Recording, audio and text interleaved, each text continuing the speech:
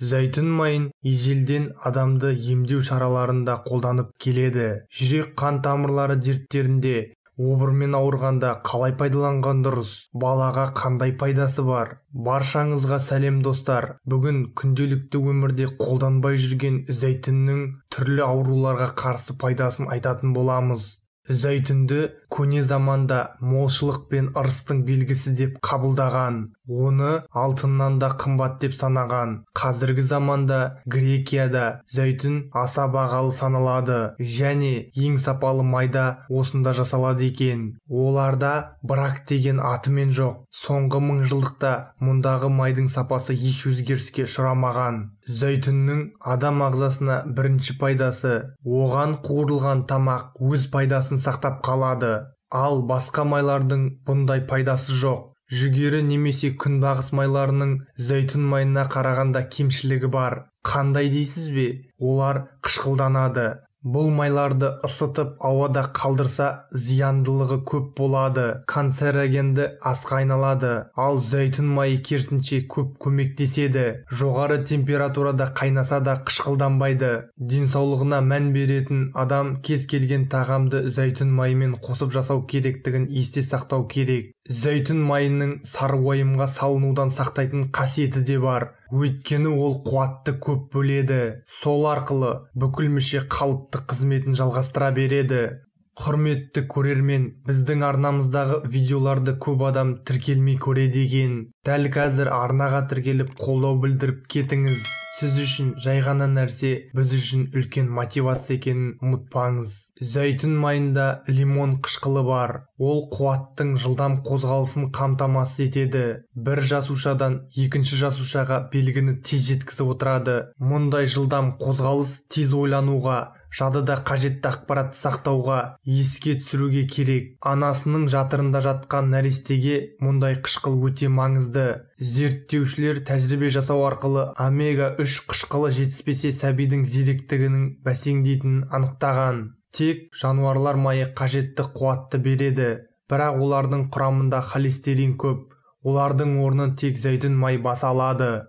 Оның несеп айдайтын және іш өткізетін де қасиеті бар. Басқа майлар өтті жүргізбейді, ал өт іш құрылыстың саулығын қамтамасыз етеді. Артық семіруден сақтайды. Егер іш бойына таңертең аш қарынға бір қасық зәйтүн майын ішіп тұрса, асқазан жарасын жазып алуға болады екен. Басқа май ішетін болсаңыз, бауырға ауыр тиеді. Зәйтүн майы салмақ салмайды. Зәйтүн майы асқазан ауыратын, бауыры мен өті зақымданған адамға көмектеседі. Оның жараны тез жазатын, жүйкені тыныштандыратын да қасиеті бар. Зәйтүн майын жүрек қан тамырлары дерттерінде, обырмен ауырғанда бүтіндей қолданған дұрыс. Қандағы холестеринді азайтады, яғни атеросклероздың бүртіктерін жояды. Онда май қышқылдарынан бөлек Е дәрумені өте көп.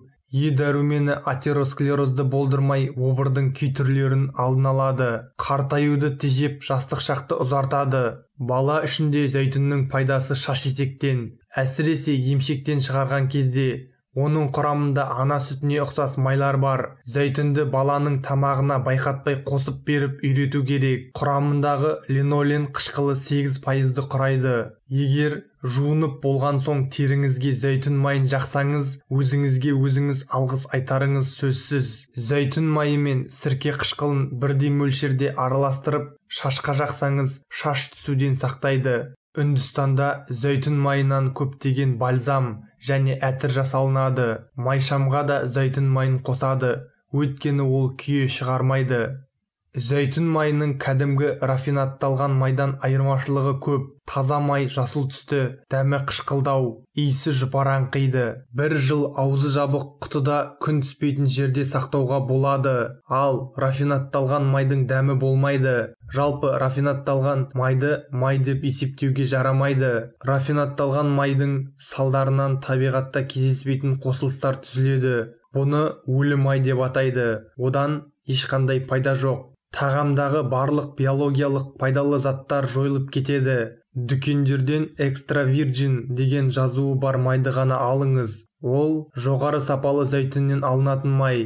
Оның қышқылдық пайызы 0,1 және 0,6 пайызға дейін. Жоғары сапалы май жасау үшін терілген зәйтүнді дәнегімен қосып үгітеді де сығып алады. Сыққан кезде су мен май екіге бөлінеді. Майды бөліп алу үшін суық сығу тәсілі ғана қолданылады. Температура ысып кетсе, май бөлінудің орнына сумен араласып кетеді, сапасын төмендетеді. Бұл экстравирджин сапасына лайық май болмай қалады. Екінші сұрыптағы зәйтүн майы вирджин қышқылдығы 0,15-тен жоғары. Үшінші сұрыптағы май файн олив, ал төртінші сұрыптағы майды рафинаттап алады. Ас адамның арқауы десек те, денсаулығыңызды күтуді ұмытпаңыз. Шамаңыз келгенше зәйтүн майын қолданыңыз. Сіздермен пайдалы ақпараттарды бөліскен шипагер арнасы.